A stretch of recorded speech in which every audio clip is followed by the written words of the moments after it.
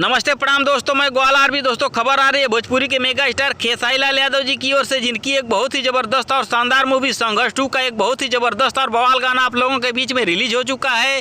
इसी गाने के बारे में दोस्तों मैं आप लोगों को बताने वाला हूँ इस वीडियो में। तो दोस्तों अगर आप मेरे चैनल पे नए हैं और मेगा स्टार खेसारी लाल यादव जी के सच्चे वाले फैन हैं तो वीडियो को दिल से लाइक करके ग्वाल आरबी चैनल को सब्सक्राइब करना बिल्कुल ना भूले। दोस्तों आइए सबसे पहले जान लेते हैं खेसारी लाल यादव जी की फिल्म संघर्ष 2 के नए गाने के बारे में, जिस गाने का नाम है मक्खन लगाएं कि ढक्कन लगाएं। मक्खन लगाएं कि ढक्कन लगाएं खेसारी लाल यादव जी के इस गाने को लिखे हैं कृष्णा बेदर्दी और इस गाने में म्यूजिक भी दिए हैं कृष्णा बेदर्दी और इस गाने को गाए हैं भोजपुरी के मेगा स्टार खेसारी लाल यादव और शिल्पी राज ने।